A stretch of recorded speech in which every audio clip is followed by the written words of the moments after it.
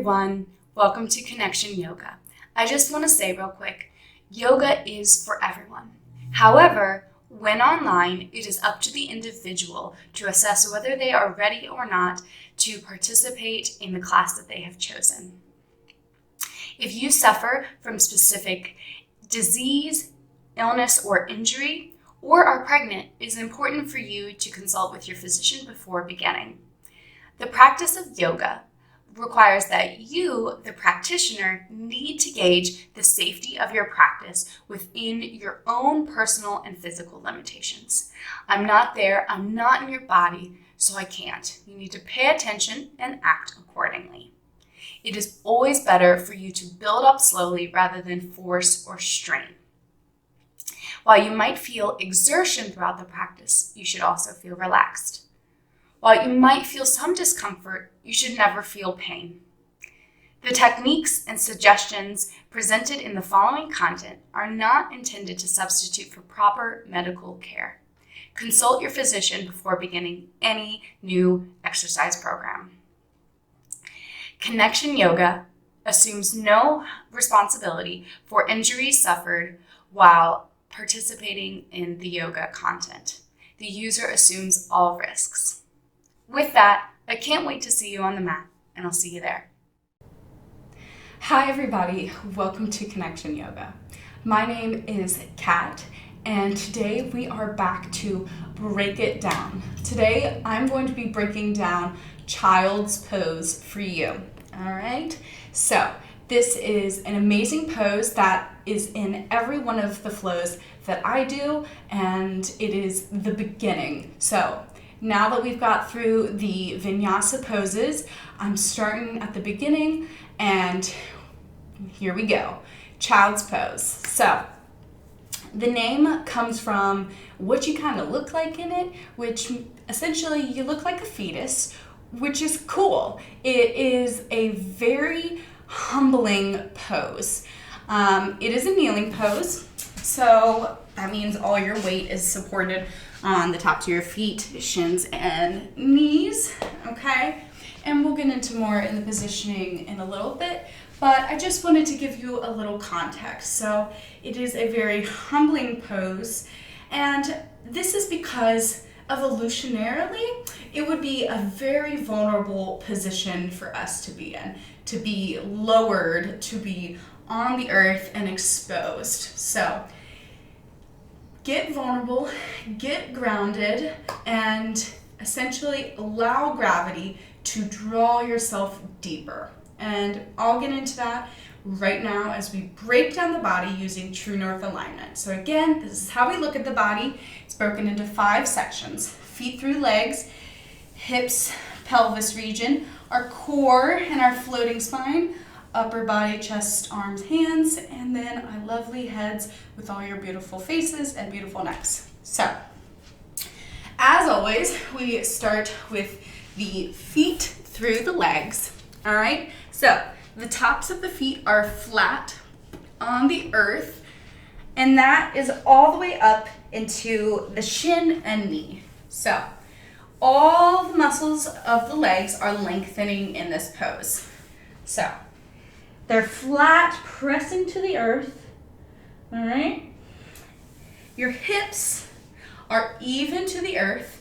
Your glute muscles are lengthening as you lean over, and your hips are in complete flexion. So they're completely folded up here, all right? And so what you're feeling here should help you decide where you want your knees to be width-wise. If your knees are next to each other, and this is just, it's really tight there, widen your knees. That's okay. I have to do it myself. A lot of us have really tight hips. So play with those positioning, all right, and how wide your knees you want them to be. So pressing your sit bones to your heels in that position. So it's still relaxed, engaged, but gravity is working to pull your sit bones towards your heels here, all right? Pulling you to the earth through your legs, all right? And I forgot to mention, you can try to do this with me and listen as we go along and explore what I'm saying in your body. Maybe it's something you haven't tried before. Try it, see how it feels. It might feel better, it might not, all right? So as we go along, listen and try, okay?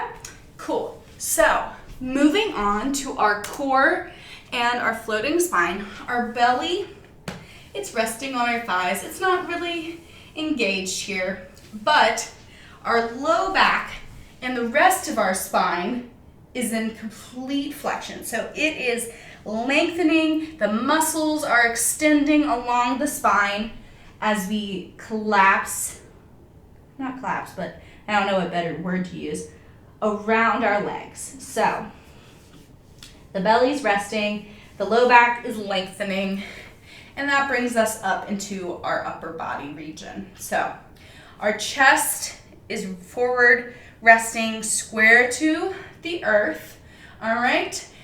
And most of what we do with our arms and hands depends on what you want to do. There are so many variations of what to do with the arms. Traditionally, the arms are by the sides, with the forearms and the tops of the hands resting on the earth, shoulders rounding down, upper back completely open. However, you can do other things with your arms. You will commonly have seen me do arms extended overhead. It's doing everything we were kind of doing before, but now we're kind of opening the shoulder. So if your arms are extended overhead, your palms are pressing into the earth, long arms, long upper back. Okay, so also you can cross one arm underneath, start twisting, opening one shoulder at a time. Also, you can clasp the heels with your hands to kind of pull and open it down a little bit more. So in that case, you're kind of the same as traditional, except grab your heels. And that kind of allows you to press open the top body, top, upper, back a little bit more. All right, leaving us with our head and neck. So play around with what you want to do with your arms. Essentially, you just want to lengthen the spine, open that spine. Head and neck, you want it neutral. Your forehead will be resting on the earth, centered, with your neck neutral. But if you do want to open your neck a little bit and it feels okay, you can turn your head to the side. This is another variation that you can do. But just make sure you turn it to the other side. Keep everything balanced and even. Okay, cool. So, moving on into our breath, where we really awaken the pose, okay? So, with our front side resting on our thighs and our hips fully folded, the breath in the belly can feel really restricting. So, given this, you need to allow the breath at the back of the waist, and the back of the rib cage to really open, to fill up. All right, so this is awakening the back body. Use the breath there. All right, but if you are feeling really tight in your low waist on your back and rib cage, this can feel really suffocating, okay? So that means you need to work yourself into it. So that means modifications. We love them, they're awesome, there's no shame, you just do them. So the first one that I would suggest, if you're feeling it real bad on your hips, you can't get down, you can always come up to a chair and just hold the chair, all right? You don't have to fold all the way forward, all right? Same alignment everywhere else in the body. Okay? So, if that's cool, but you're still feeling a lot of other ways, the next thing you can do, I don't have bolsters, so I just stack pillows, all right? Stack the pillows, take a folded up blanket and put that in between your calves and your thighs here. All right? And you kind of wide leg it around the pillows, okay? So this, with the blanket, allows for our tighter hips to just take some more time to get there.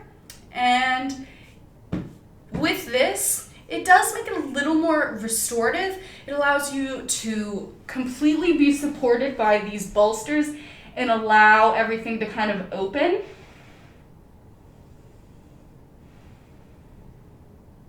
If you're wanting it less restorative, you don't want to get these out in the middle of your flow. That's totally cool. The next thing you can do is you can get a block and you can use that to rest on until you're ready to go all the way down. Okay, lift your upper body more so that you're not as flexed forward on your hips, okay? The next one you could do is stack your fist. You can use this in pigeon, you can use this in a lot of different poses. All right, so those are just a few, okay? If you're feeling like still up here, you can put a blanket here and less on both, like do both a blanket on your calves between your thighs and one between your torso and your belly here to really give yourself that support that you need. Okay, so I know I just ran through so many things. Feel free to watch the video again. All right, and I hope that you're feeling better in this pose. Some days it's gonna feel great, other days you're gonna feel tight, but we just rest in it and we allow ourselves to really open ourselves to the practice, starting in child's pose a lot of the times. But go easy. Of course, this can be a quite intense pose. There's a lot of lengthening, a lot of compression, so go easy, and I can't wait to see you next time. Have a wonderful day, everyone out there. Goodbye. Peace.